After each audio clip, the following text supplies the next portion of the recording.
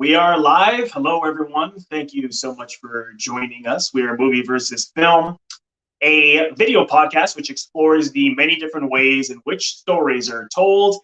And today we're going to be talking about three film noir classics with Jonathan Geffner, who will be joining me shortly. But before we talk to Jonathan, we're first going to be talking about Trillo and Suede, who have a film noir comedy series, which you can find on YouTube. There's 2 seasons that you can watch on there for free, which are really, really fantastic and really have the feel of film noir from a somewhat comedic angle, which I love. So Trillo, Suede, thanks so much, guys, for joining me today. Nice to meet you, Robert. It's a pleasure to be here and an honor to talk to somebody who has such good taste to love film noir. Love that stuff. Yeah, me too. Yeah, thanks, guys. Thanks. I really appreciate that. So what was it about film noir, Suede, that got you interested in becoming a detective? Well, it seems that it really is a reflection of our lives. I think I can talk for Trillo. Goodness knows he talks for me, but now I'm going to talk for him. Oh, go ahead. Yeah, so, we kind of live in an alternate universe of film noir. It seems like our whole existence just feels like it. That's our perception. We look at the world through those lenses, you know what I mean? So it's just it's an outgrowth of our existence and our way of viewing it. And so, we met each other in comedy clubs. I was doing acting in a comedy club with another partner named Ezra. He got tired of it. I met Trillo there, and we kind of hit it off. We had a sort of rapport together, a sixth sense. We understood each other right off the bat, right? Wouldn't you say? Of course, I would say. Yeah, and we had that certain je ne sais quoi, and don't ask me what that means. And then we decided, okay. He asked me if I joined the act.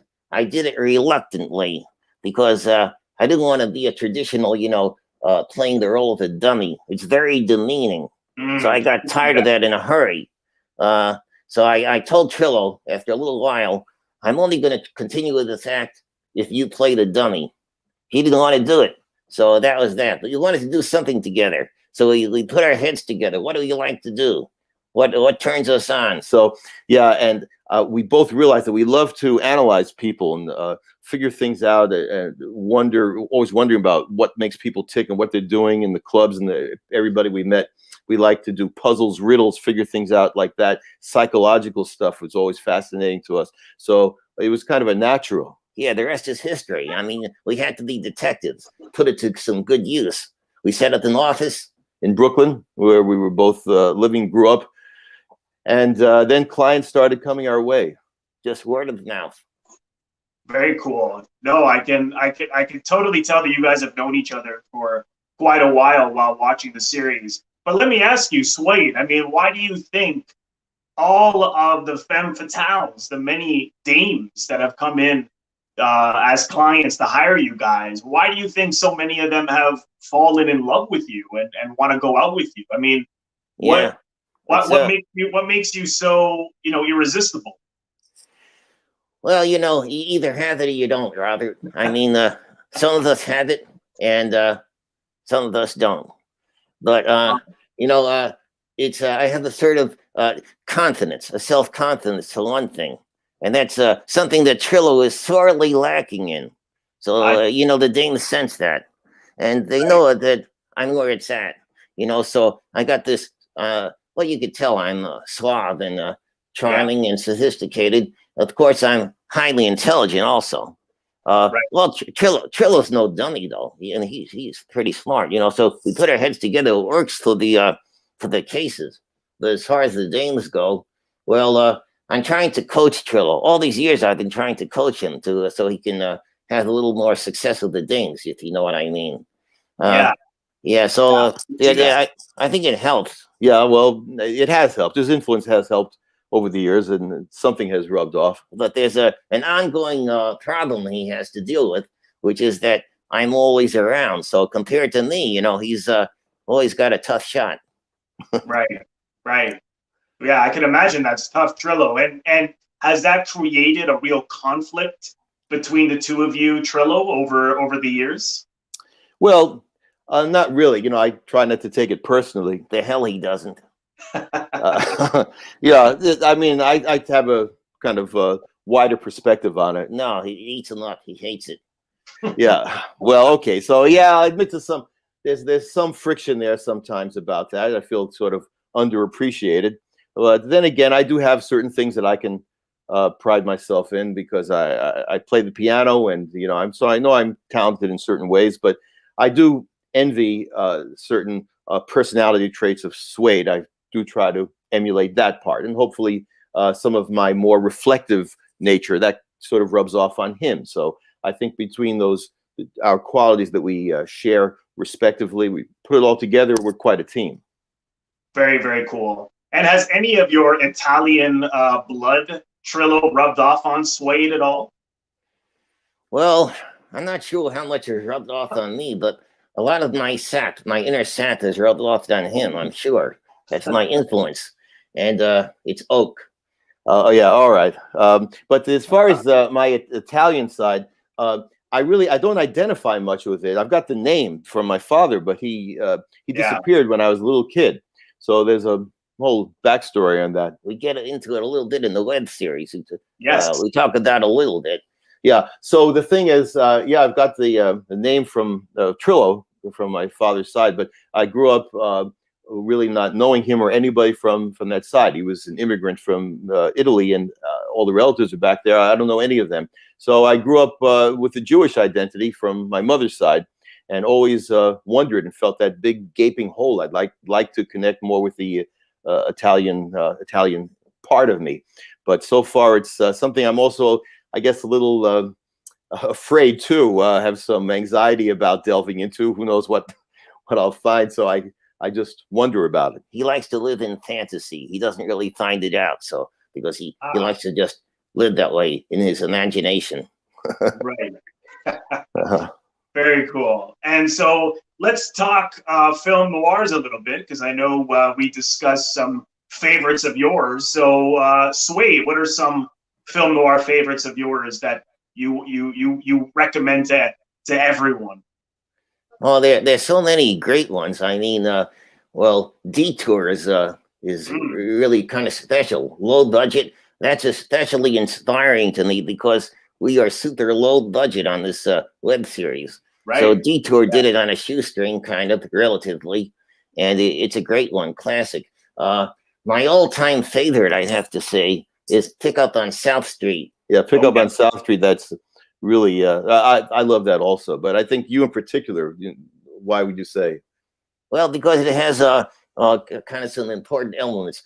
First of all, it's New York noir, and I love New York, the setting for noir. For me, it's the quintessential noir city, even though there were more LA based, if you count them up, right? Yeah, counting them up, I think that I never did, but I'm pretty sure LA has more noir set there, right? New York, not as many, but a fair number. And those are in New York. I share that sensibility with Suede. Yeah, so the New York setting, because it's crowded, congested, and the loneliness, the isolation, the feeling of being all by yourself, alienated amidst such crowds, and the tall buildings and all that, and the narrow streets, claustrophobic feeling. That all is quintessential noir. That's how I think it's the perfect setting. LA, I think it was coincidental because Hollywood was there, so it was convenient, right? So it was in their backyard. But I think New York is ideal. So there's Pick Up on South Street has a lot of those kind of locations. From the claustrophobic subway, it begins there. The opening scene, right in the very crowded subway. It was really hot with all kinds of tension. And sexual tension because the film noir, the femme fatale, Candy, that's the character's name. What's her name? Jean Peters. Yeah. Yeah. Well, she was really hot stuff. My kind of dame. We were introduced to her there, and then that setting, and also the grungy waterfront where the grifter lives. Right. We meet him later. Skip McCoy. Yeah, that's the guy. And getting back to Candy, the character, for me, she's the ideal femme fatale because we can tell she's there are different kinds of femme fatales, different variations. Yeah, of course. Yeah, there's a sort of classic femme fatale. Well, people have different ideas sometimes of what the classic one is, because there are variations of them. I mean, it's some kind of an alluring, seductive, dangerous woman, but they take different forms sometimes. So for you, this particular character of Candy, played by Jean Peters, is your favorite. Yeah, because we know the score with her, and she knows the score, and she tells it like it is, kind of thing, and so that very sassy. I love that sassiness. Yeah, so she's hot as hell. So that's I gotta admit, that's a big factor why I love that film. Absolutely, no, that's a great one. But what about you, Trillo? What are some favorites of yours? Oh, there's so many, of course. Double Indemnity is probably top of the list for a lot of people, and for me too. It's certainly right up there, one of the very top. That hits all the marks, I think, of various criteria of film noir, and does it, in very expert fashion. But if I had to pick one right now, my all-time favorite is probably Laura, and yes, that's even some people don't even think it's noir. It depends how fussy you are about the categorization. Yes. That's true. Yeah, because Laura, the character is not really a femme fatale in the classic sense, but she is an alluring young woman who's central to it. And I think that for me, it has a kind of a lushness as well as a suspense that's a little different from most. Again, New York noir. So for me too, I love the fact that it's set in New York City, and the detective Mike McPherson, he comes on the scene investigating the murder of this beautiful young woman whose painting hangs in her living room there, and he becomes infatuated with the painting of her. So falls in love with the woman who he believes was murdered. Of course, it turns out that it was somebody else who was murdered, and so he winds up investigating the murder of somebody else, because he meets the real woman. What was her name? Laura. Yeah, Laura. That's right. Sometimes my memory fails me. So it becomes a different kind of suspense, and as the romance builds between the detective and the actual character of Laura, and he's investigating who killed the actual suspect, the actual victim, and who that was. But it's done all in a very kind of a masterful way. The way the story builds and the characters are presented, the array of characters are done great, and the casting is great. It has a lot of that kind of very atmospheric, sad, melancholy feel. Yeah. It's got also, I think, the greatest film score of all, in my opinion. That the Laura theme song is fantastic, and in general, the whole film score is extremely alluring and sets the mood and creates the mood in a very powerful fashion. So I think that's why I'd say it's my favorite. I know the real reason, couple of reasons that Trillo's not emphasizing here. Well, you mean why I choose it? Why do you think? Well, first of all, Trillo has a history of becoming neurotically involved with all kinds of inappropriate dames. So he can identify with that obsession of the detective. All right, I guess I'll admit to that. And also, it has that confusion at first about what's real and what's not real. Is Laura real? Is she just an illusion? Is she just a dream?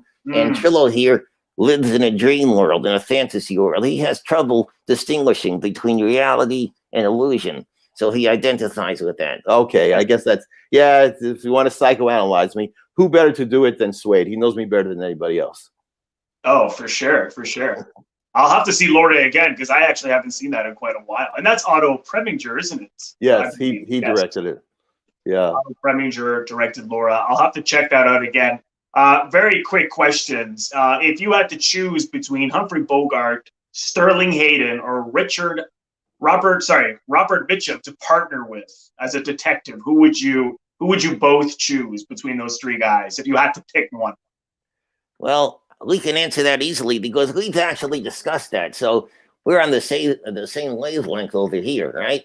Yeah, easy. Humphrey Bogart. We both love Bogey most of all. because I think he's. I mean, those others are great as well, but Humphrey Bogart has that a special kind of. I don't know. I can't find the words. Well, how would you say it? Well, the thing about him is because that's it. Yeah, but to be a little more specific this time, he's got a certain that toughness, that street knowledge kind of personality and character in each of his roles, but it's always mixed with a certain vulnerability also. Yes. You know, you can see there's a lot of nuances in his acting, in his characters, and you can see that he's got a certain kind of sensitivity, a vulnerability underneath, and that's very appealing, that combination. So that's really cool, we think. I agree. Yeah. Good choice. And this will be one of your favorite for both of you. For femme fatales, if you had to pick between any of these femme fatales, which one of them would you kill for?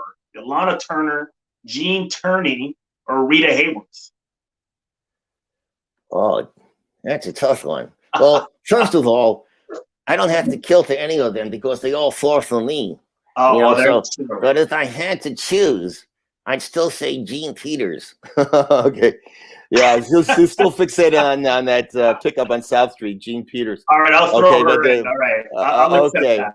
All right, so how about me? I'll try to choose among Rita Hayworth and Jean Tierney and Lana Turner.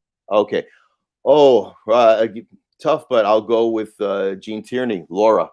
Yes, I agree. Good choice. Yeah. Perfect choice. And now, very, very quickly, a couple of rounds of noir or not. So, Sweet Smell of Success, noir or not noir? What do you guys think? That's a tough choice because I never saw it. How about you? Yeah. Okay. Coincidentally, I never saw it also. So, yeah, we're not. Okay, I'll throw you another one. Lost Weekend, noir or not? You see that one? Yeah, long ago I saw that. I'm trying. He's Ray Milland. Is that Ray Milland? Yes. Alcoholic grad. To make a judgment about it, I'd have to refresh my memory. Okay, from what I can remember about it, I would say noir. I'd put it there. I'm feeling a little generous today. Yeah. Me too. And lastly, this is a one that would really piss people off. Citizen Kane, noir or not? I say not. I say not also. Okay. Because I think it's well, how would you say, or why would you say? Well, it doesn't hit enough of the buttons for me, and it's a little bit maybe too self-conscious. A little self-conscious. Well, I don't know. How about Robert? I guess I'm sensing you would call it noir. Yeah. Citizen Kane, that's a tough one. It definitely had elements of the self-destruction, but noir, I don't know. I mean, it's people. That's one of those films people are torn on. So yes, just going in the chat box. Great 1951. Michael, hello, Michael says Citizen Kane, no way. Fair enough. Fair enough. That's one of those films that are long disputed. Yeah, but we will be. Go ahead. Yeah, we go ahead that way. Yeah. Okay. Yeah, that's what we both feel. That not quite enough of the buttons. Even though you didn't ask us, but I want to ask you, Casablanca. That's something that people also disagree. So should we vote first? But I would say no. Even though it has a crime element, and but it has it doesn't quite have all the ingredients of self-destruction, or it has a lonely, alienated central character. But I'll have to say no. I would say that's more of a romance. I'd say that's much more of a post-world, during World War II romance. Yeah. What about you guys? Yeah, we agree. Not quite noir. It's a great movie, one of our favorites. Me too. Not quite enough of the noir characteristics. Yeah. Yes. Very well said. Well, guys, thank you so much for joining me. I know you have lots of clients. We do have a. Yeah. A lot of Holy femme crap! Look how fatales. late it is. Oh yeah, we do have an appointment right now with a client. Yeah, we're at the Knish store. Yeah, we're meeting a client at Schmutzig Puppig's Knish store, and so that's where we have some of our meetings when we want to get out of the office, and so we have to hurry. Yeah, this is important. We can't be late because she's a Yeah. looker. You know what I mean? Yeah. Oh, Okay. I know exactly what you mean. Okay. Well, best of luck, and I hope that doesn't create too much of a conflict between you guys. And I know Jonathan is somewhere there, somewhere in the wings. Oh, that guy, Jonathan Geffner. Yeah, he's a fan. Yeah, Yeah, he hangs out a lot. He helps helped us with the stuff we're doing with setting up the web series and stuff like that. But he's harmless, but he's a little nuts. You know, he's kind of delusional. He thinks he created us. He's actually quite a nut job. Okay, but I think he's here in the next room. We'll get him. Maybe you want to talk to him a little. All right, yeah, I'll talk to Jonathan for a bit. But thanks, guys, and we'll talk soon. Yeah, nice to meet you. You too. Take care. Hello to everyone in the chat box. Thank you again, the Noir channel. We talked during the week. Thanks for tuning in. Michael, again, thanks so much. And here is Jonathan. Jonathan, how's it going? Yes, good. Nice to meet you, Robert. I was overhearing that conversation you had with Trillo Suede. Yes. Sounds really interesting. Yeah, those guys are really, I'm very proud of my creation, frankly. I know they think they created me or something like that, but it's been something that has been my top priority in my own career, is pursuing the Trillo Suede project for quite a while. Yeah. No, I definitely want to get into that after we talk about these films that we picked today. For anyone tuning in, today we're talking about 3 film noir masterpieces. We have Touch of Evil and Force of Evil and The Woman in the Window. So why don't we kick it off with Abraham Polansky's Force of Evil, which is also stars John Garfield. So how do you feel about this noir, John? Yeah, I think it's great. I had seen it many years ago once, and then when we discussed the films that we would want to talk about today, I watched it again the other night, and I think it's another New York noir. I heard Trillo Suede expressing, coincidentally, the same sensibilities that I have about this. That we particularly, small world, isn't it? Yeah, would love. Who would have thunk it? New York noir, and John Garfield is great in his role. There's a lot of elements here. The opening shot is great from above to see Trinity Church through the alleyway or the narrow street down on Wall Street. Yeah, and it has very snappy dialogue. It's fast paced. Moves very fast rhythm. One thing about it, the character Leo, who's John Garfield, plays the lead, Joe Morse, attorney, kind of shady attorney, who's in with the mob and represents the mob, or some what's his name? Joe Turner is the name. Yeah, to take over the numbers racket. Right. But one little tidbit, I guess, is that his brother, who's called Leo, I mean, the lawyer's brother, Leo, who has a small rackets operation, and is about to get squeezed out by the big boys unless Joe Morse can bring him in with the big boys, the big gangster. And Leo doesn't want to do it, but he has a heart condition, so his heart is fragile. And in real life, ironically, John Garfield had a heart condition, which ultimately killed him at a young age. But also, it has 2 important. It has the not important, but it has a lead of Doris, is not a femme fatale really, but she's actually quite the opposite. The innocence represents purity and innocence and goodness, and her character is his last hope, of Joe Morris's last hope of kind of finding a way out of the the bad path that he's on. So the contrast between and the tension between those two parts of himself and these two characters is very draws in. It's alluring, and it's done great. I don't know what else. What kind of things come to your mind about it? Well, I was, yeah, no, that's all very well said, and I was really fascinated by the fact that, you know, these two brothers who, I mean, it's quite clear that they grew up in poverty, as Louis, John Garfield's brother, says. You know, he had to work to take care of him so that he could go to law school, and of course, you know, obviously he's just had no luck, and he's, you know, again, you know, a classic film noir theme of lack of morals, or not necessarily lack of morals, but not having strong morals and making choices out of necessity or out of greed.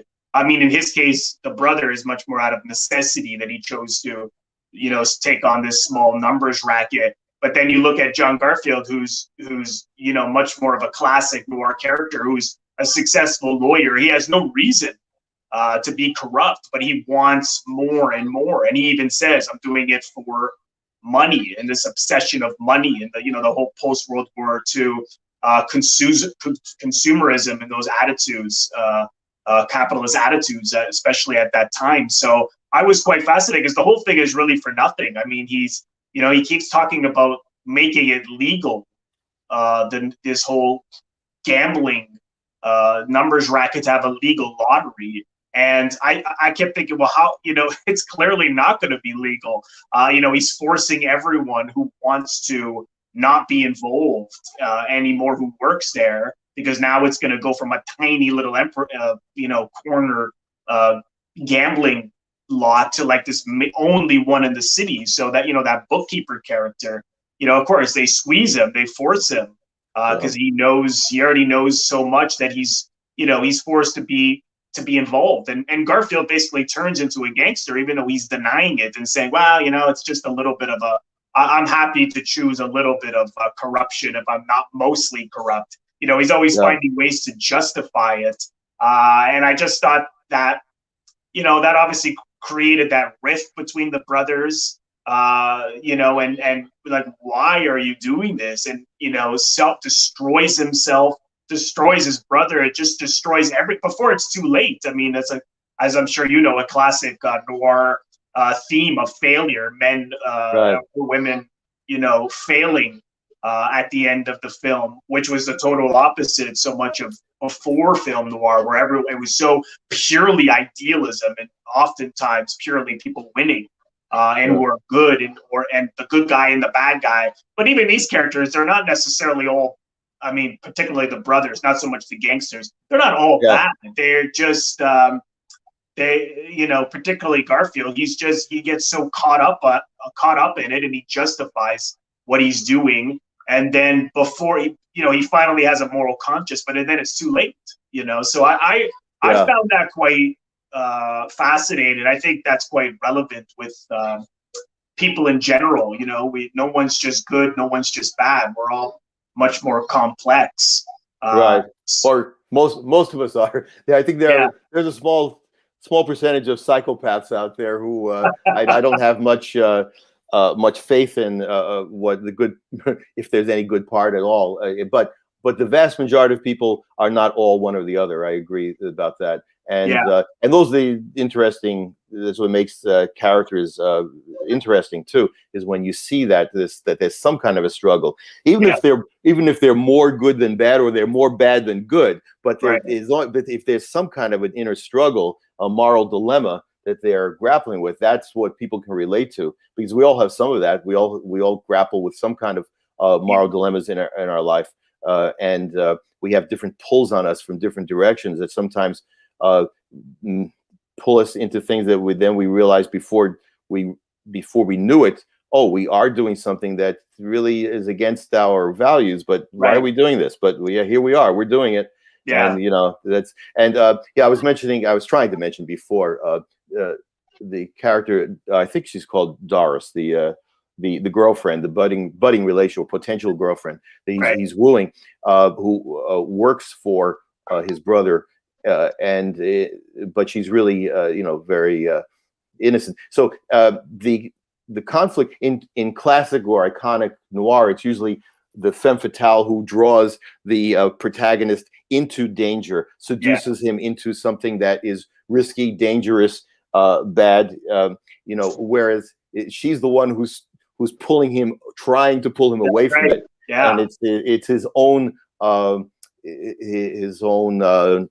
neurotic desires, as well as background, difficulties, traumas in life, whatever it brought him to the point that he is now, that he has this burning desire to succeed at any cost, and he overlooks morals. So that's what's drawing, the gangster world is drawing him into it, and she's pulling him out. There is a smaller role played by Marie Windsor as a more classic femme fatale, right? And she's is a very sultry, breathy voice, so she takes on the role, but she's not as important a role as Doris. But she does have some lines which I made note of. The one who worked for the brother, right? The young woman, yeah. Is that who you're referring to? No, I'm referring to who is she? Turner's wife. Oh, I'm sorry. That's Turner's. I had it the other way around. That's right. Yeah, that's right. Turner's wife. Yeah, she was. Her character was sort of along the same lines, because she even that scene where she's, especially when he's getting bugged, when he realizes, and again he thinks it's no big deal, and she's the one who's like, you what are you doing? Like he just like he thinks he's invisible, like he thinks he can do anything. Yeah, she's more superficially an iconic type of femme fatale, more seductive and sultry, that kind. But you're right that she plays sort of a reinforcement to the Doris character, because she doesn't really play a dangerous role in his life. There are a bunch of good lines that I remember. At one point, she slinks over to him and she says, "You could spend the rest of your life trying to remember what you shouldn't have said." And it comes at one of those pivotal moments where he's grappling with whether he should do the right thing or not. I wish I would have liked to see more of her, because she's I think she's only really in a few scenes. There are some other movies, I forget which, she does play the lead in a couple of others, but she didn't get the kind of chances that I would have liked. I think that her potential was, it's because she's great at playing that kind of classic femme fatale. A little the trivia thing, that she was very tall. I read that she was 5'9", and for a leading lady femme fatale, that's very tall, especially in those days. And and Garfield, I looked it up because it looks fairly short. They list him as 5'7", which means he was probably 5'6", so at most. Yeah, probably. So I read that she had told some interviewer that in the scenes with Garfield, she had to bend at the knees, like crouch, sort of bend her knees, so she'd be lower in relation to him. Otherwise, she towered over him. Oh, I didn't know that. I didn't read that little tidbit.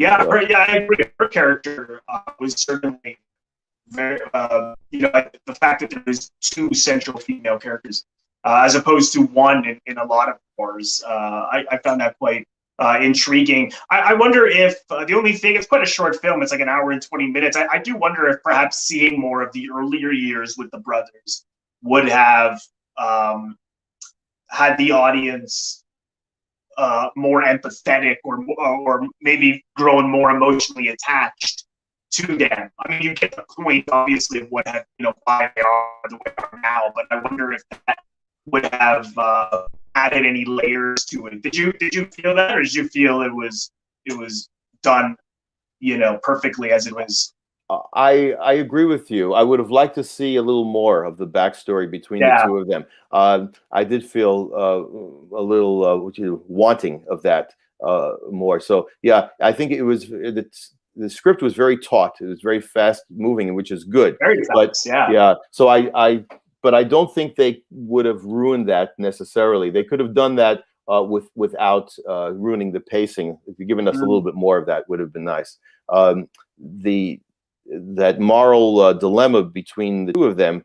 One thing that struck me, there's one moment where Joe is trying to persuade his brother Lou into joining the conglomerate, or whatever I forget what they call that, of the the big boys, of the gangsters. Yeah, the numbers racket, or something along those lines. Yeah. And so they're having an argument about it, and Joe says, the money has no moral opinions, and his brother answers, I find I have, Joel. I find I have. And noticeable to me is how the script gave him to repeat that line, which normally, especially in a very consciously tight script, which is a good thing, every word counts kind of thing. Like you don't want to go repeating lines, unless it's for a very important reason. I think that was, when I heard that, I was thinking, that was a good choice to repeat that line, because they want to really make that a strong point there, because it's that's a sort of a pivotal point in the movie too, where you see it seems like he's never going to go along with this. Yeah, that's a good point, because you really understood that one had the thinnest of morals, John characters, and clearly his brother Louis was in an older age, and all he's been through, he was just done with it. But because of a sense of consciousness, but also what I found, so I've never seen that actor who played the brother in anything else, but he was really good. Yes, just his demeanor, and you could feel his self-loathing and his sadness and his anxiety, which of course is another. Late night anxiety is another big film noir thing. The sense of sorrow, it was quite remarkable. And even at the end, he's still trying to help that bookkeeper, even when he really doesn't, when he doesn't have to do that, right? So I thought that was quite appealing. Yeah, a sympathetic character, and just enough that we can buy it also, because they didn't overdo it. They didn't make him into a saint or anything like that. You can see that. Right. Yeah, no, because he's still, that's what's so great about it. He still goes along with it, right? Like, even though he said he's not going to, there's a lot of ambiguity, because he's so firm in not going, but then he does. So it's a matter of not having any options, and I think in his case, I can only imagine that was what his life was often, a lack of options. And so he just, he can complain about it. We do that all the time, right? We complain, we're not going to do something, and then we do it, because that's what we know, or that's what we feel we have to do. And the fact that he does finally feel he has no option but to go along with it. That's all the more poignant because of his adamant refusal. Where, I said just a moment ago about how the script gives him that line again. I find I do have moral values. I do. He repeats, and after that, and he still buckles after that. So it's more poignant after that.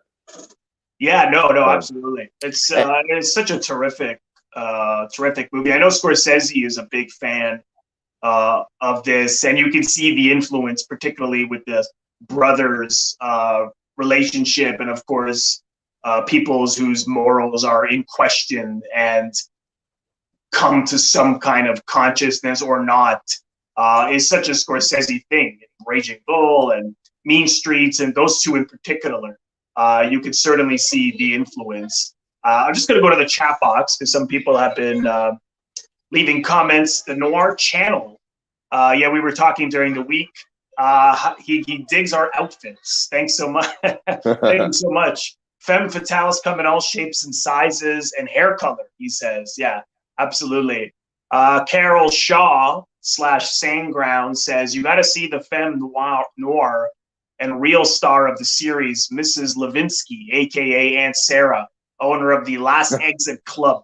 She has that je ne sais quoi and more else besides. So he's talking about for anyone, she's referring to Jonathan's web series Trillo Suede, which again you can find on YouTube, and I'll put the link in the description box for where you can go and see that.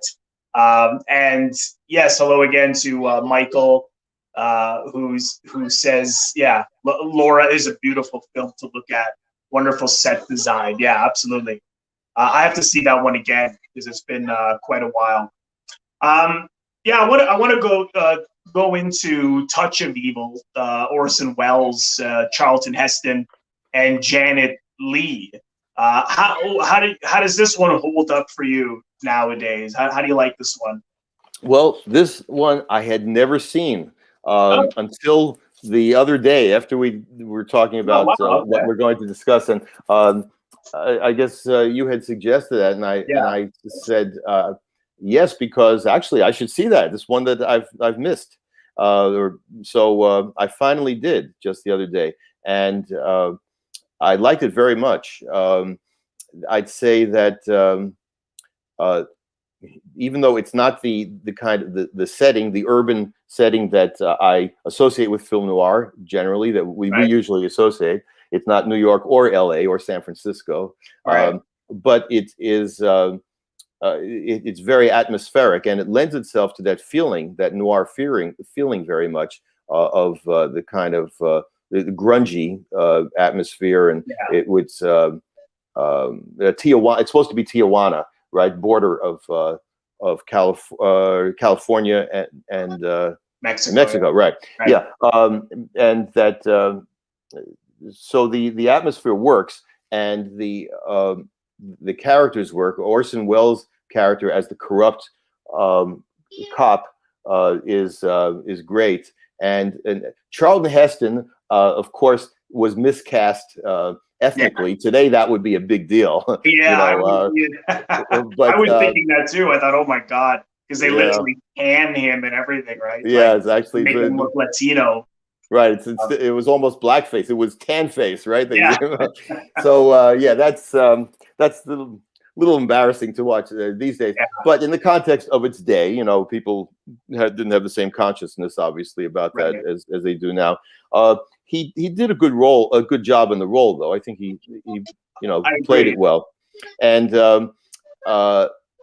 the opening scene and the final scene blew me away. The opening shot and the final scene. I mean, the opening shot, I didn't realize that what a classic shot. I'm sure people who are more film experts than I am are all familiar with that. But that's an amazing tracking shot that it opens with. And I don't know how many takes it took or how many days to shoot that thing, but it's done so beautifully, and everything just works, and it creates this breathtaking feeling to begin the film. And then the end of the film too, the final scene when they're alone in the final confrontation in the I don't know what the area is, an oil rig there. I don't know what exactly. There's the stream and the oil rig, and it's this very dangerous, dark, depressing atmosphere, and the cinematography, in general, the darkness, like he plays with darkness as right to the edge, like everything is so much on the dark side in the whole film, which fits the atmosphere that is being created so well, and just enough. He lets us see just enough so that we know what's going on. But I love that the overall dark cinematography, shadows. No, it's even if people even if you don't, one doesn't care for Orson Welles' films, you can't deny that he was so innovative and could shoot things so beautifully. But to me, this film is, I've seen it a couple of times, and I watched it again the other night, and I think it's much more about Quinlan, who Orson Welles played, than anyone else, because it centers around You know, the fact that he's this, you know, racist, bigoted, corrupt cop who, you know, you find out that his wife, you know, was murdered and strangled, and he never found the real the killer. And so I thought that must have been, again, and it's ambiguous, that must have been why he turned the way he was, because he has this reputation for being a great cop, and no one's questioning that he's not.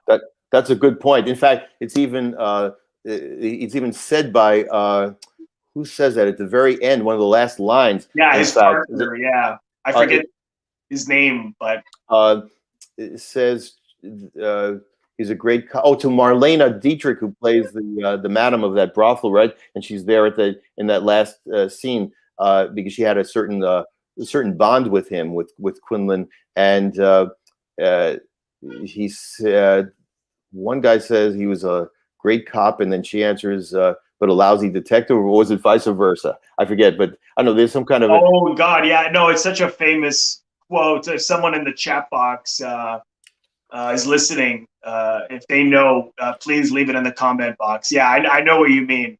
Yeah, I may have made a note. I don't know. I've made a few notes, but I can't find it now. But anyway, that's it's some kind of. It struck me at the time of indicating, communicating some great dichotomy in Quinlan. That you know, he was very he was very good at what he did at investigating, but he also was corrupt and evil. I mean, he was and immoral. The great irony at the end, I think, is when it was revealed that he actually Sanchez, the guy who we framed, the Mexican we framed for the bombing that we see in the opening scene, that car bomb. And we know by now that Quinlan routinely frames people. If he thinks they're guilty, he'll just frame them. He'll plant evidence, and that's what he routinely does. So we know that he's completely immoral and corrupt. But then it's revealed that actually he was right, that he framed him, but he was guilty anyway.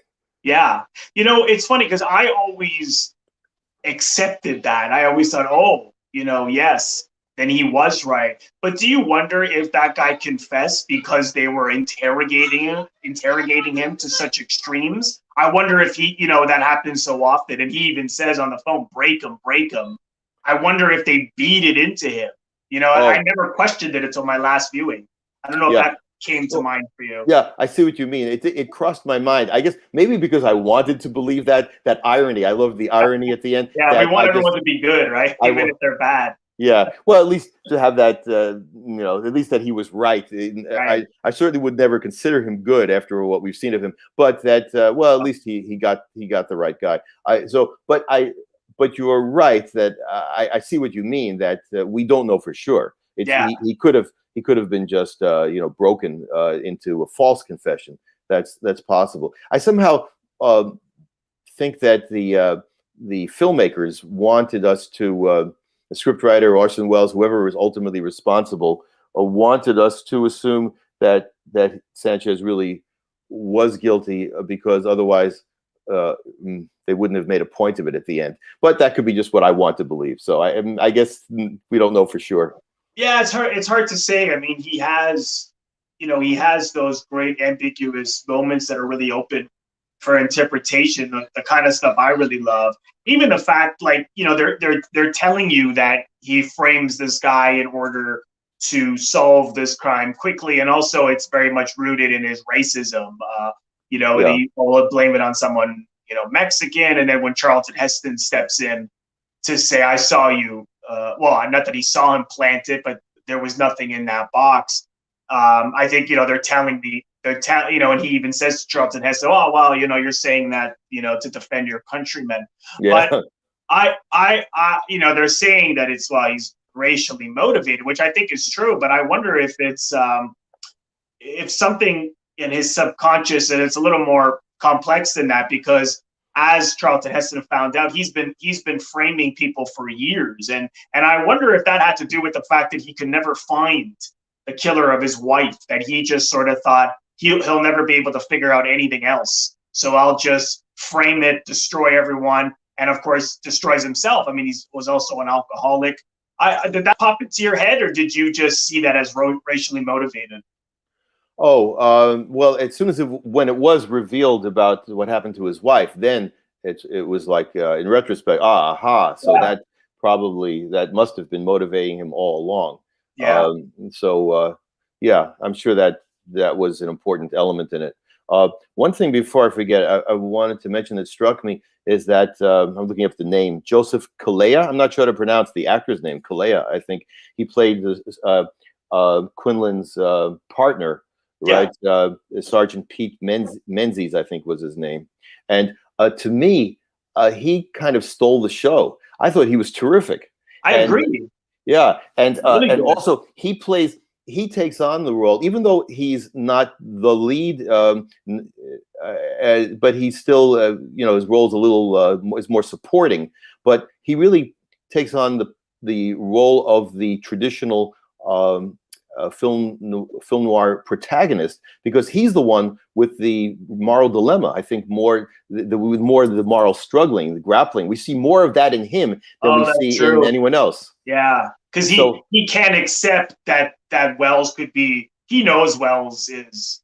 I mean, how could he never have known any of this? Like, it's like he obviously deluded himself and convinced himself that Quinlan's got a clean record. He's the greatest cop. But now it's unavoidable. Right. So that's true. And we see him turning when he's faced with this evidence by Vargas, the Charlton Heston Mexican detective. He confronts him with this irrefutable evidence of what a shit his partner is and how corrupt he is. I mean, which, as you say, of course, Pete knew that, but he kind of was able to live in denial by making justifications. But it's too much. It's just like already, like, okay, he can't deny it anymore. And then we see for the rest of the film, of his scenes, how he really is morally grappling with this. And we see the wheels churning, and he plays it beautifully, I think, to the point where he agrees with Vargas to trap Quinlan by secretly recording him. So he goes along with that, and risks his own life to do that. But I think that it's a wonderful transformation that we see in his character, and that is more reminiscent of more often we see in the main protagonist. But we see him going through it more than anybody. Like Quinlan, we don't see that. That doesn't happen. We see that he's basically he's a bad guy, but he has some maybe sympathetic aspect comes out in him, that we see, but still he's a bad guy. But with Pete, we see it much more of a torn character, and that's very gripping, I think, the way he did it. That's a good point. Yeah, it's so chock full of complex behavior told in this crime story, which is challenging, because even with a genre film, because even recently my co-host and I we're doing crime drama films, and often because they're so plot heavy, it's less on the psychology. But what was so great about film noir was that they managed to really find that balance of like a simple crime plot, but told through this very Freudian psychoanalysis and emotional relationships that I find really, really fascinating. And I'm not surprised that Orson Welles was someone who did it so brilliantly. I can't think of another film that plenty of them center around complex issues, but this one I find is perhaps one of the more thought-provoking. Just every character is so distinctive.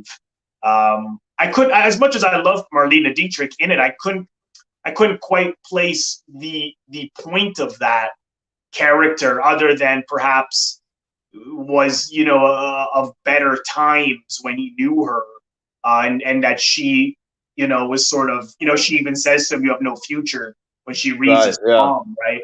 Yes. Well, yeah, to me, did anything pop out to you about her that was you thought drove the story forward, or? um, I thought that she played a purpose. Her character played a purpose in giving us a little bit of backstory with him in an interesting way. Without, I didn't feel it slowed down the story because Yeah, you know, no, she not was at all. an appealing character, and it gave us that little bit of humanization of him. Yeah, Just a tidbit, you know, of that. yeah, They had something between them which went beyond his being a client of the brothel. You know, they seem to you know, have some kind of fondness lingering between them. So it's like it just humanized him just a bit. So I thought that was a good moment for that when that was introduced. yeah. No, I love that scene, and I love that she was the one who ended it too. Was brilliantly done. Michael in the chat box has a trivia question for us. Who was the beautiful blonde in the convertible in the opening scene? I imagine he's not talking about Janet Leigh. Beautiful right. blonde in the convertible. Oh, yeah. I don't know. Does that stand out to you as anyone? I'm not sure who he's referring to. Oh, yeah. Well, the one who was the victim of the bomb, right? Because she and her boyfriend were in that car. That's where the bomb went off in their car, right?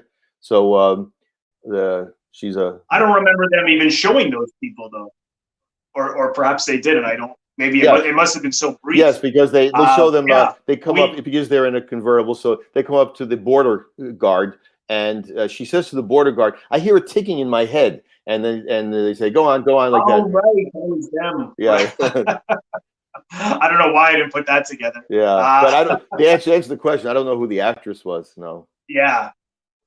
Yeah, you'll have to let us know, Mike, because I'm not sure at all. But yeah, no, it's a fantastic film, and of course, there's so much, great trivia on this. I'm sure you read up on. Did you get a chance to read up on all the different cuts and conflicts? Oh, yeah, a little bit about that. Yeah, so since I said I only saw it once the other day, and I saw the 95-minute version, the shorter one. I know a lot of people say that you got to see the longer version. Is more aligned the Orson Welles cut, or closer to what he wanted. So I look forward to finding that version and seeing that too. Are you familiar with both versions? Well, I think I've only seen. Well, perhaps I originally saw the shorter one, because the one I watched again the other night was the hour and 45-minute one. Oh, so somehow the one you watched was what, 90 minutes? Yeah, I think it was 95 something. But there's one that's 111 minutes. I read, so that's. Oh, that I haven't seen. So, yeah, no, I've seen the hour 45. I think the DVD has all of the different versions. I don't know how much I missed, but what I saw, there was a lot of the script writing was visually, cinematically clever. I wrote a couple reminders to myself in that final scene when Pete is trying to get Quinlan to confess to his corrupt police work while Vargas is recording remotely. And there are several moments where there's like tension, where we think that Quinlan has nailed his partner Pete in what's going on. Like, he turns to him and he says, "Is that why you're wearing that thing?" And so of course we're thinking, oh, he realizes he's got a recorder, and there's this so a pregnant pause. And then he says, that halo over your head, so that it deflects the moments, but it's great suspense building for that moment. And then just a few minutes later, Vargas is hiding in that oil rig or contraption above that. I think it's and Quinlan looks up, and we think he caught glimpse of Vargas. The game is up with the attempt to recording. And so when he looks up, he says, "Look at that up there." And that another pregnant point. He says, "That's oil pumping out money." So.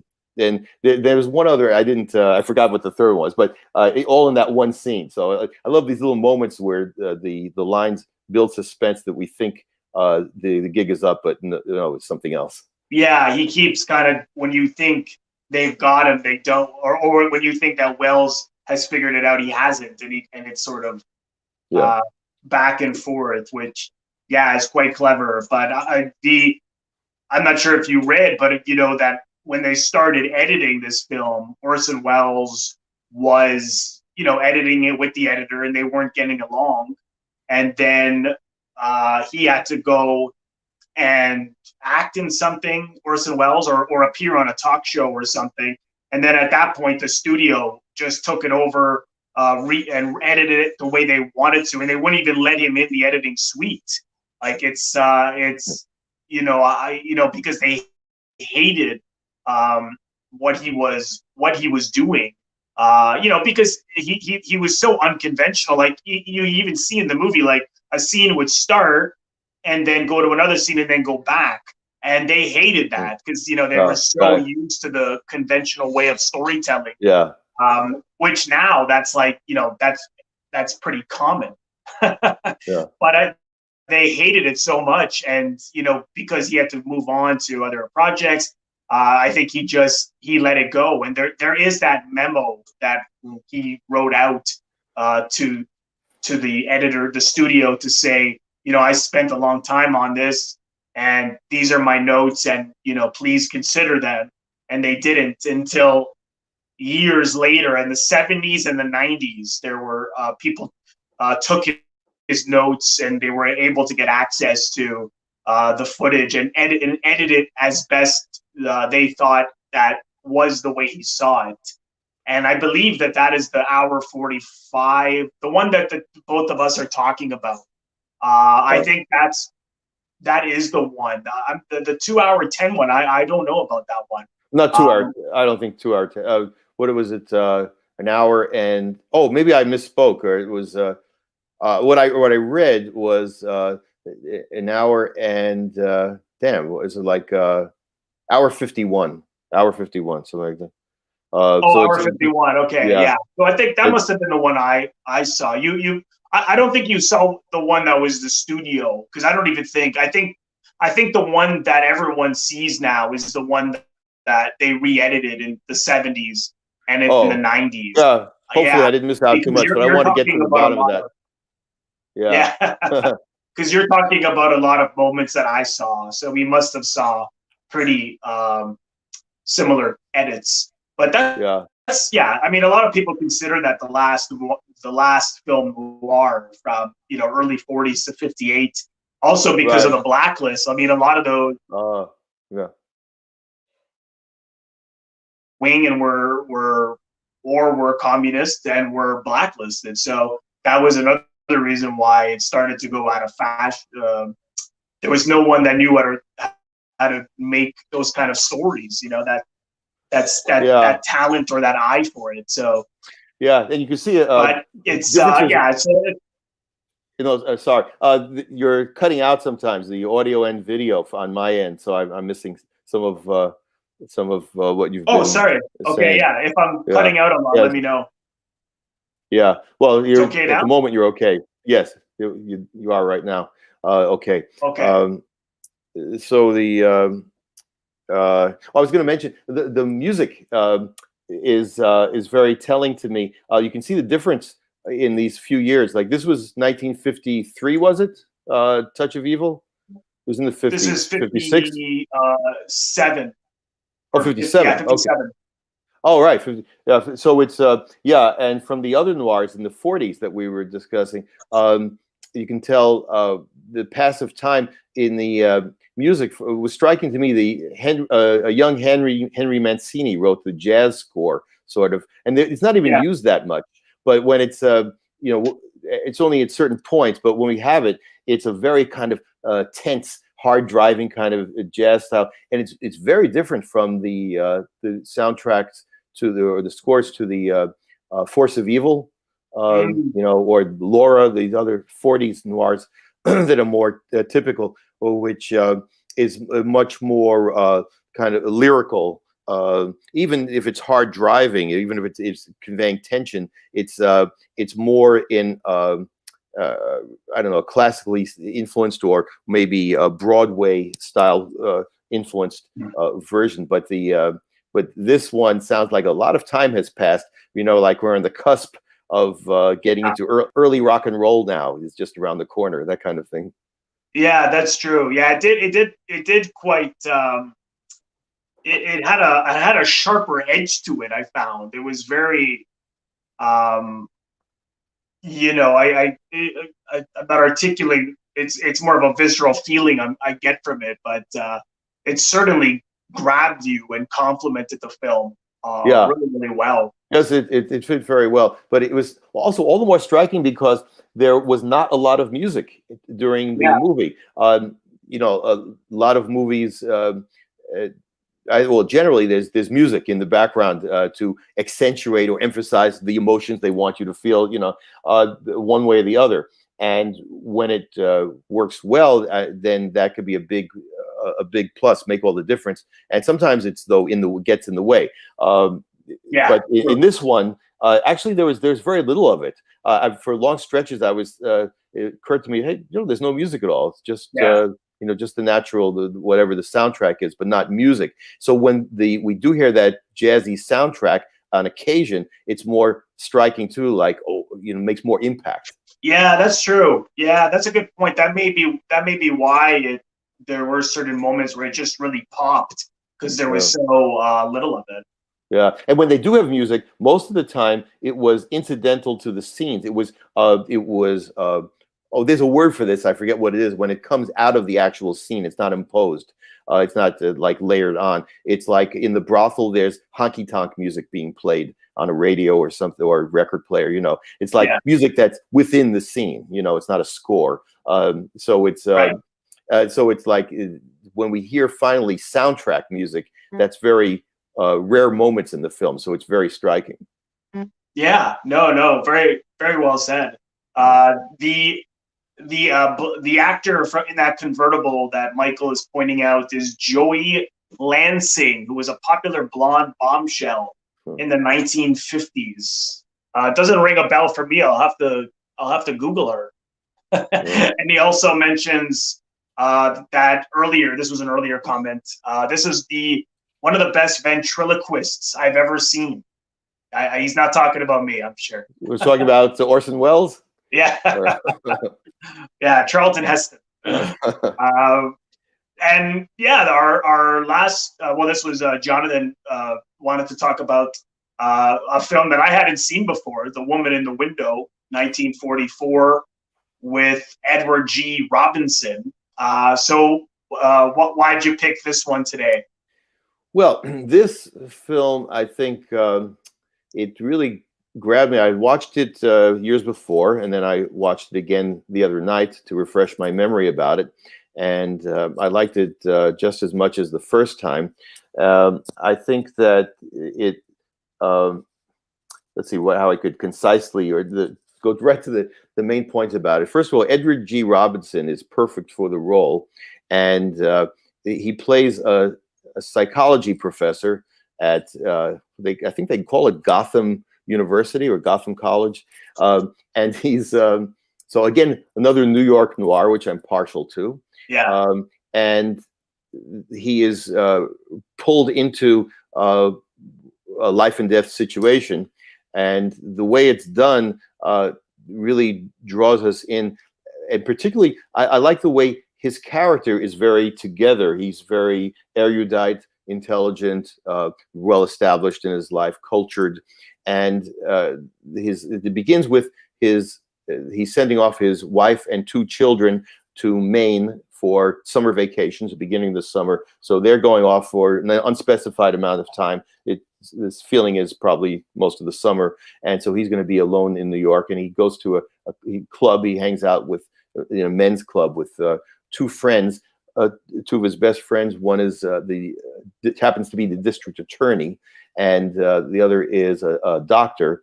And they have dinner together, and they're kibitzing about, well, don't get into trouble now that your wife is gone, but it's sort of just jesting, because the subtext is that no one thinks he would play around or get into trouble of that sort.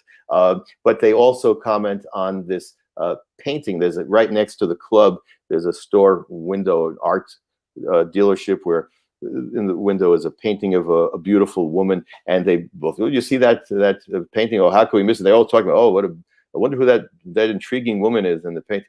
And so after this kibitzing around, he leaves the club and he stops to look at it, and sure enough, the woman appears over his shoulder. He sees her reflection in the window, the actual woman in there, and she says that she often stops by just to see people's reactions, and so she invites him for a drink, and of course he's at first hesitant, but he is eventually drawn into something he never would have expected, because back at her apartment, which she invites him to, her secret lover unexpectedly appears and sees this other man there in his apartment and attacks him. And in self-defense, Edward G. Robinson's character, the psychologist, kills the attacker, the other man, with the scissors that the femme fatale, played by Joan Bennett. Joan Bennett, yes, I don't know. Alice Reed is the character's name. Yeah. And so then it's a question of the rest of the film is trying to get away with it, because he's afraid. This is a very compromising situation, because to prove self-defense might be difficult, and especially with the mores of the times, I think, to remember when we're talking about 1940s and the mores then. This is a woman who was having an affair with this man, very clandestine, and he turns out to be a very powerful, wealthy man, but she doesn't even know his true identity. Anyway, her morals would be put under the grill. He knows that, and taking that into account, plus, of course, I guess primarily he figures his wife, he's going to find out that he was with another woman, and even though it was just a flirtation at that point, but still, that was the situation. So his life is going to be in tatters. So he decides with the character Alice Reed, that they'll try to get away with it. And what's striking to me, one of the many things that's striking, is how he goes about very carefully planning to get rid of all the clues that cops won't be able to find, because he has some knowledge of all the possible clues that the investigators will be able to find, and he methodically tries to cover all his bases, and yet everything he does completely fails. It blows up in his face, because he didn't think of so many things. He becomes flabbergasted when his DA friend turns out to be involved in the investigation and imparts to him the ongoing investigation. So one by one, he's drawn into finding out what's going on in the investigation, even to the point of visiting the scene where the body is dumped off of the Bronx River Parkway, I believe it is, in the woods there. And so everything that can go wrong does go wrong. And what I love is to see the disintegration of this man's psychology, because he starts off so in such a high position, comfortable position in society, and he becomes broken when it seems that he is not going to get away with it. More and more inevitable that he's not going to get away with it. So I love that. Also, there's a comparison, obviously, to Scarlet Street, which was filmed the next year, and also stars the same Edward G. Robinson, Joan Bennett as the femme fatale, and Dan Duryea as a shifty grifter character. And so it's almost a rewrite of the script. I mean, there are some differences. One of the differences is that in Scarlet Street, the Edward G. Robinson character starts off in a much lower status position, so that his fall from grace is not as severe. It's okay. I haven't seen that one. Oh, was that also Fritz Lang? No. Wait, actually, maybe it was. I think it was. Okay. I think it was Fritz Lang as well. I haven't seen that one still. Yeah, I have to check that, but I'm pretty sure it was, now that you mention it. And that's another great one. In fact, to me, I'm not sure which I like better. I'd have to rewatch Scarlet Street now to compare, because they're both great in slightly different ways. And but it great. One of the different ways, as I mentioned, is the fall from grace being different and more of falling off a cliff in this one. So all the characters are played beautifully, I think, very well cast. Joan Bennett was also perfect in her role as this type of femme fatale, not as obviously dangerous as she was in Scarlet Street, right, where she's a very like much more obvious from the start kind of manipulator. But here, it's much more of a question: is she really manipulating him or not, or how much is she hiding? And we're not quite sure. At least I wasn't quite sure. Like, was it possible? I wonder how it struck you, but was it possible that she even planned this? That she knew that's her what lover? I thought. That's where I thought it was going, and then it doesn't. Which I thought, oh, it was still really, really good. The fact that it was just one of those unfortunate, wrong time, wrong place, wrong decision by Edward G. Robinson, and again motivated by, I like that conversation that him and his friends have right before he meets the woman, where they say, oh, as you get older, life changes, and it's not like when you're young, and it makes him feel, like time is running out, and I think that scene with the reason, again, morals in question, he goes into a woman's late at night, has a drink with her, and then goes into her place, and nothing happens between them, but something could have happened, and it's only because that jealous lover came in and the fight started, and all that kind of thing. But of course, you see a guy go lower and lower and lower, fail, make mistakes, and then as a result of that blackmail that happens, which was quite clever, I must say. Not that I'm a criminal, but I just thought, I was like, oh, that guy would think of that as a way to get money out of it.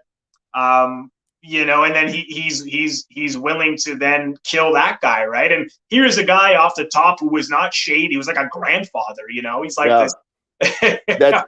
That's a good point you bring up. I think a pivotal point in the movie when he makes that decision that let's also kill the blackmailer. So it reminded me of Breaking Bad, the character. Right. You know the series, where it starts off like just a nerdish chemistry professor or teacher, and then it becomes more and more gangster, and like just like, wow, to think that he actually had this in him, so same thing with similar with Edward G. Robinson's character. Yeah, that's what's so appealing about it. It reminded me of a film over 40 years later, like Fatal Attraction. It had elements of that. It's one of those, it just happened, right? It wasn't like the guy planned it. He was in a good marriage, and he met the wrong woman and made the wrong choice, and then obviously that's a lot darker, right? But I could see the influence and comparison there. But it's also really, really good. I'll have to see Scarlet Street. And Michael in the chat box said, Fritz Lang did do both. Of course, he was like one of the biggest influences on this genre that, of course, started in Germany and then, got into America. I was curious, just a couple of questions I had. I mean, so many people have a hard time defining what film noir is. I mean, what does it mean to you? Oh, well, I know people argue about this. So I think there's not one definition that everybody agrees on. So I think it's a combination, a collection of elements that if there's enough of them, then it qualifies as film noir. But the classic elements are a protagonist who is troubled, who is beleaguered, who has some kind of a moral or burning personal dilemma, who has some huge secret, something that is he's very burdened with. And I say he because it's invariably a man.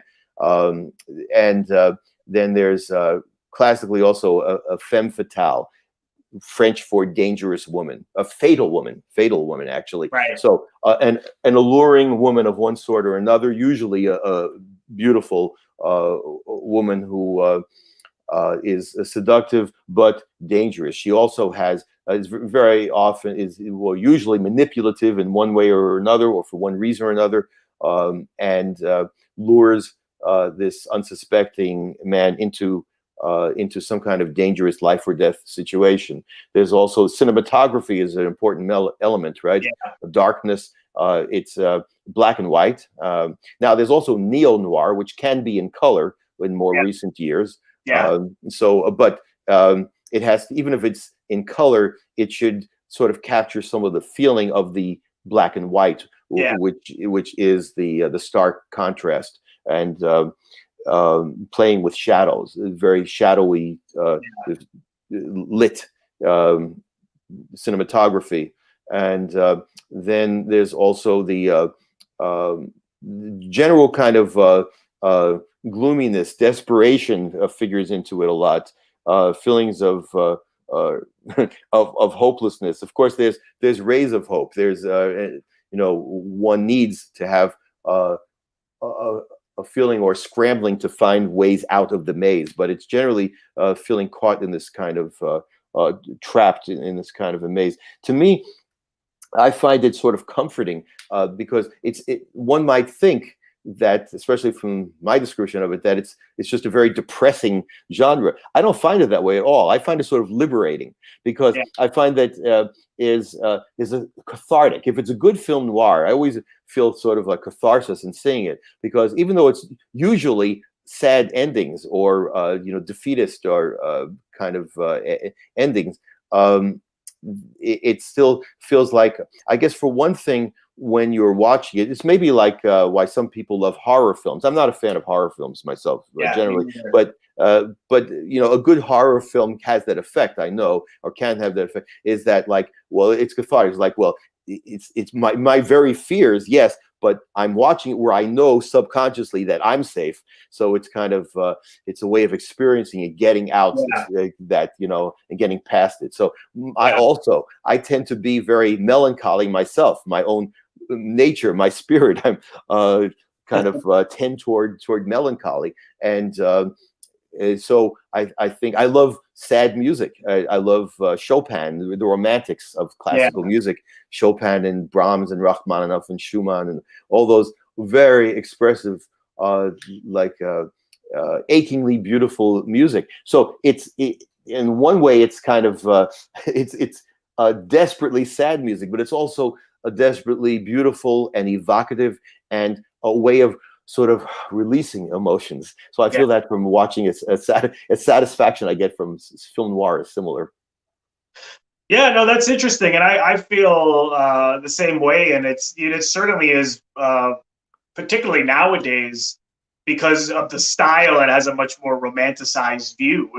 At the time, it was, they were considered melodramas and crime stories, and often were low budget. They shot, which I love, which they shot on the streets. And I was watching an interview with one of the directors who did a lot of noirs back then. He thought, it was actually so easy to not have some of the lighting sometimes, which lent to the style. And also because of budget restraints, it's like, oh, we could just cast a shadow over there because it's an empty hallway. We can't dress up. But obviously it to have the shadows on their faces and the blinds, the shadows of the blinds, it led so much to what they were experiencing emotionally. But why do you think it holds up so much today? I mean, this is something that people are still writing about, fascinated about. Yeah, it hits a nerve today. Or is it more the style, do you think? Yeah, I don't know how much of a nerve it's hitting with how many people. I mean, I still think it's not so widespread, as in popularity. I'd actually like to know how many people actually are into film noir these days. But for those who do appreciate it, there is a significant number, I guess, of aficionados who.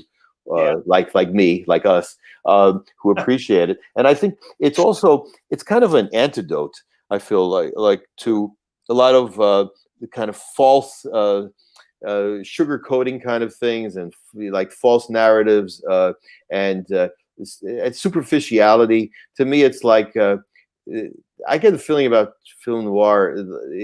It counteracts a lot of stuff in society that is so full of fakeness and the false hope, false glamour. And this is sort of like film noir always announces to me, just cut the crap. This is what's really going on. There's a lot of shit that happens. That life is full of all kinds of difficulties and challenges and hardships and struggles and sadness and loneliness and alienation. I mean, it's like, yeah, we don't want to wallow. I mean, I don't want to wallow in those feelings, but it's there. No matter how much we try not to get into it, it's going to happen to all of us. There's tragedy. Every one of us is going to experience heartbreak and tragedy and loneliness and alienation, and at one time or another, and probably many times. So it's what life has a lot of, and so it presents it in a way that is artistic. It makes it kind of transforms it into something that we can sort of view from a certain distance, and the stylization of it also helps to make it feel sort of safe to experience it and to live through it, to grow out of it, to grow with it. So that kind of stylization is very, very appealing to me. The fact that it's hyper real. It's not exactly, it's not a slice of life exactly. No, not at all. Yeah, because it is, that stylization. People don't really talk like that the way they do in the, but it's a kind of microcosm, a condensation of a lot of these feelings that people experience in a way that just grabs you and makes you feel like, okay, this is something. Okay, now I'm going to watch other people go through all kinds of terrible stuff and see how they struggle with it, and see what wins out, the good or the bad within each person, and what what goes on in the overall milieu that they're in, and just like what can come out of all this. So to me, that is I think of it as a sort of antidote to all kinds of fake stuff. No, that's really well said, and I think that is both why people love the style of it so much, but also because the feelings and the conflicts internally will always be relevant for all the things that you described. Just on Trillo and Suede, I mean, I love the ventriloquist film noir comedy web series. How did you come up with the idea for that? Was it purely from a love of this genre, and of course being a ventriloquist and mixing the two? Is that, or how did this come about? Yeah, well, those two things converged because I was already a professional ventriloquist for a few years when I, in the mid '90s, having already fallen in love with film noir, discovered that, and watching as many as I could, was thinking to myself, what can I do next with my ventriloquist career that would be something different, more challenging, like go off in a different direction, something that no one else has done as far as I knew. And so I thought, well, I love film noir, and I'd love to put myself in the middle of a film noir. I'd like to be in a film noir or neo noir. I'd like to recreate that world somehow. And so I how do I use ventriloquism? Well, I'll play the detective, and my partner's a detective. So there we are. We're a duo detective, a detective duo, ventriloquist and his wooden partner. And so then I thought about, the details of the characters, wrote the characters and the situations, and, a script. My original script, the first one I wrote, was a feature film, which I called The Hong Kong Canary. And long story about trying to get that produced over many years, and I never was able to find the way to produce it. I came close many times. In fact, with several other feature films featuring Trillo and Suede, I came close a number of times, but never quite was able to do it. But eventually, I did the web series. I decided a couple of years ago that I need to find some way to make this dream come true. So I self-funded 2 seasons of it. Meanwhile, Robert, you've frozen for a while. I don't know if I've frozen as well.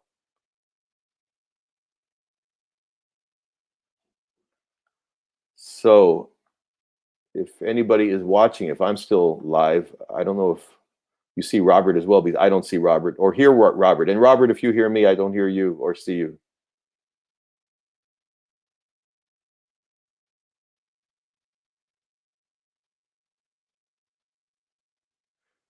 Sorry about Robert. Okay, so I lost you for a while. I don't know how long you lost me. Yeah, no, just literally the last minute. Something with my internet just went shaky, but I got it back. This is like live theater, you know. Yeah. Sorry about that. That's all right. Yeah, you were talking about in the mid '90s. That's how you wanted to put yourself in a film noir, so you combined the two, basically. Yes, and so I made myself a detective with my wooden partner, a detective duo, and my first feature film was The Hong Kong Canary, which I wrote and tried to pitch and get produced. Long story with that, how I was never able to get it produced, but I came close many times, very frustrating. I wrote several other feature films with Trillo and Suede through the years as well, and a TV series, well, the pilot episode and treatments. And anyway, after many almosts of getting things produced, it was very disheartening. And I finally decided 2 years ago that I'll just self-produce something, and I decided on a web series, because at least it wouldn't cost as much as a feature film. So I self-funded the 2 seasons of Trillo and Suede to finally get something out there.